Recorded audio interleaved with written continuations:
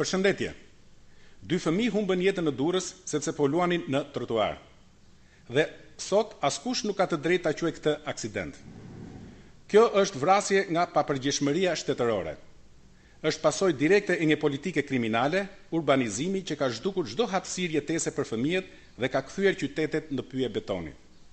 Sot fëmijët në Tiranë, Durrës apo çdo qytet të Shqipërisë nuk kanë më obore, nuk kanë fusha sportive, nuk kanë këndrelorash, nuk kanë siguri. Ka vetëm makina, beton, trafik dhe pallate që mbijnë çdo ditë pa plan, pa standard dhe pa asnjë mendim për jetën e qytetarëve. Kjo qeveri ka ndërtuar kulla për klientët e saj, por nuk ndërtoi asnjë metër katror për fëmijët. Ka dhënë leje pafund dhe betonizim, ndërsa lagjet janë mbytur nga mungesa e hapësirës publike. Çdo cop tokë është shitur, betonuar dhe garbitur në emër të fitimit. Ndërkohë që prindit detyrohen të shohin fëmijët e tyre duke luajtur mes rrugës dhe makinave.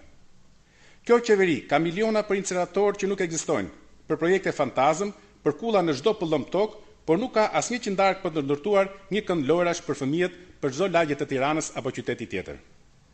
Dhe sot duhet të japi llogari, kush i dha lejet, kush zhduku hapësirat publike, kush lejoi që qytetarët të ndërtojnë pa asnjë standard sigurie, kush vendosi që çdo park, çdo obor dhe çdo kënd sportiv të zëvendësohesh me beton?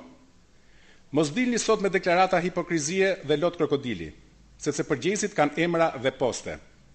Përgjegjës janë ata që për vite me radhë e trajtuan qytetin si plaçk tregu dhe jo si vend ku jetojnë familje dhe rriten fëmijë. Sot Shqipëria nuk po vuan mungesën e betonit. Shqipëria po vuan mungesën e shtetit, mungesën e sigurisë dhe mungesën e ndërgjegjes njerëzore. Kur një fëmijë detyrohet të luajë në trotuar, sepse shteti nuk i ka lënë asnjë hapësirë tjetër, atëherë nuk kemi më të bëjmë me neglizhencë, kemi të bëjmë me dështim total institucional. Dhe për këtë dështim, qeveria duhet të mbajë përgjegjësi. Faleminderit.